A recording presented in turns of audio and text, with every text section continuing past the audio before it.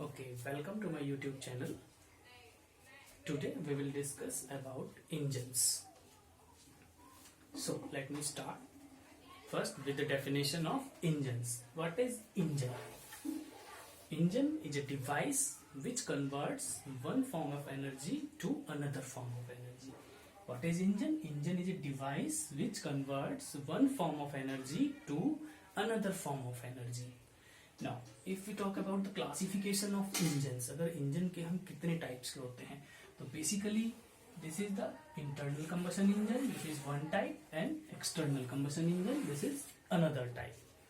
So internal combustion engine and external combustion engine. अब बात आती है कि इनमें difference क्या है?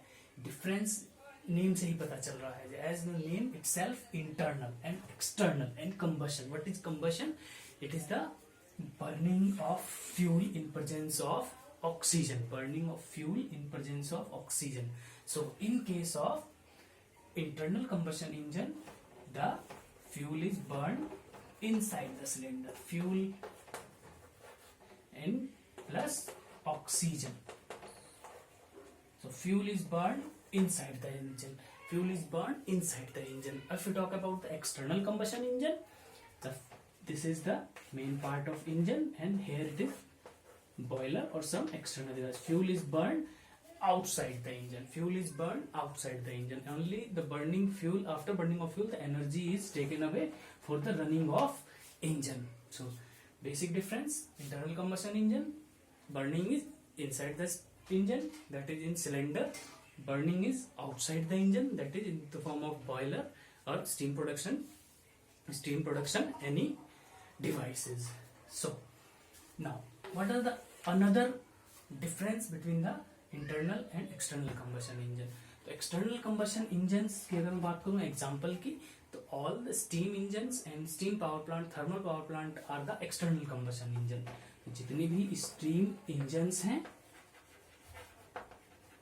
और thermal power plant,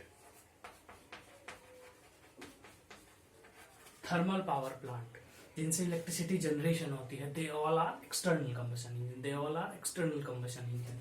now internal combustion engine क्या एग्जांपल? Very easy. हमारे आसपास हम रोज देखते हैं हमारी bike, car, scooter, they all are internal combustion engine. They all are internal combustion engine.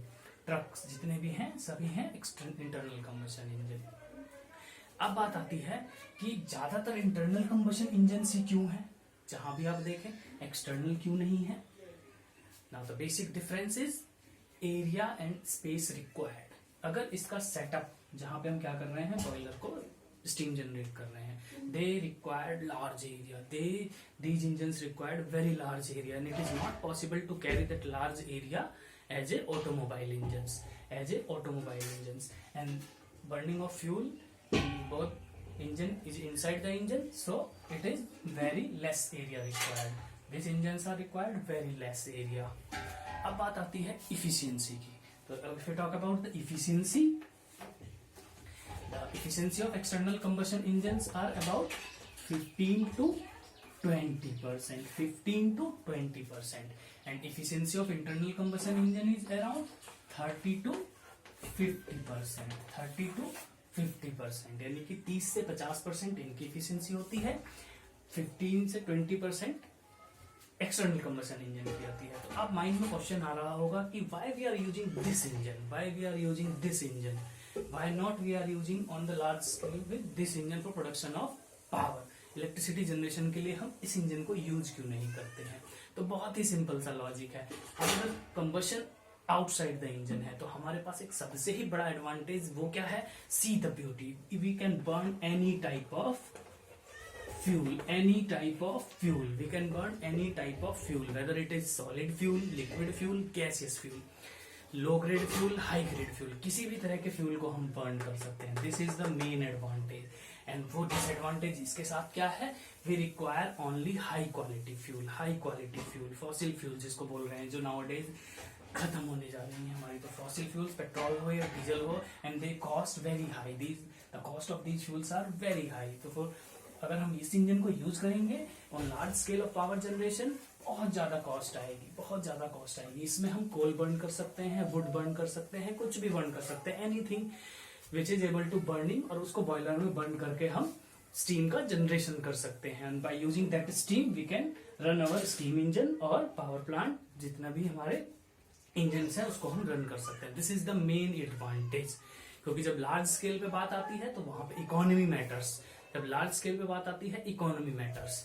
अब अदर क्या बेनिफिट हो सकते हैं दोनों में, आइए देखते हैं। This engine work silently, this engine work silently, क्योंकि बर्निंग ऑफ फ्यूल क्या हो रहा है आउटसाइड द इंजन, तो साइलेंट इंजन है। And these engines produce noise because fuel and oxidizer दोनों सिलेंडर में जा रहा है हमारा, वहां बर्न हो रहा है। जब बर्न होगा तो एक साउंड प्रोड्यूस होगी। सभी ने अपने आसपास जनरेटर चलते हुए देखा होगा, गाड़ियां चलती हैं तो उनमें क्या होता है, फट फट फट की आवाज आती है। What is that sound? That sound shows that the burning sound, burning हो रही है। बर्न होने के बाद में उसका जो एग्जॉस्ट है वो बाहर निकलेगा। तो this is all about external combustion engine, sorry internal combustion engine. इसकी वर्किंग साइलेंट होती है हमारी। अब बात आती है कॉस्ट की।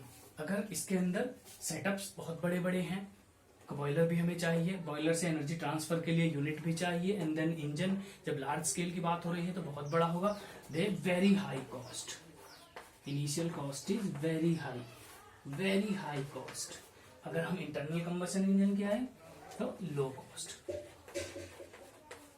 कॉस्ट पे ही हम एक इंजन तैयार कर सकते हैं। एज पर अवर रिक्वायरमेंट हम पावर जनरेट कर सकते हैं, लार्ज स्केल पे नहीं, बट अपने एक होम के लिए, एक रूम के लिए, एक मॉल के लिए, एक हॉस्पिटल के लिए, छोटे लेवल पे जितनी रिक्वायर्ड है वो हम जनरेट कर सकते हैं for the time. But disadvantage क्या है कि कॉस्ट बहुत ज्यादा होगी पावर जनरेशन की। यहाँ पे इनिशियल कॉस्ट हाई है बट पावर जनरेशन की कॉस्ट क्या होगी, लो होगी। रीजन क्या है, we are burning low quality fuel, any type of fuel we can burn. So this is all about the difference between engines and what is engines, one form of energy.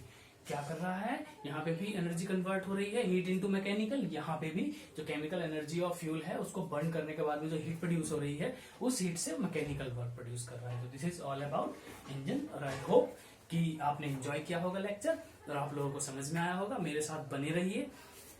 Applied thermodynamics और thermodynamics में सारे chapter cover करूंगा जो कि very very important है, जो competitive exams की तैयारी कर रहे हैं। और इसके बाद और इसी में मैं डिस्कस करता हूं रोज ऑब्जेक्टिव टाइप क्वेश्चन, एंड वो ऑब्जेक्टिव टाइप क्वेश्चंस बहुत ही इंपॉर्टेंट है आपके किसी भी कॉम्पिटिटिव एग्जाम्स के लिए।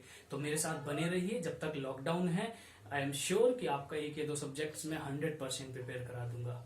ओके, नेक्स्ट लेक्चर में मिलते हैं। Good bye.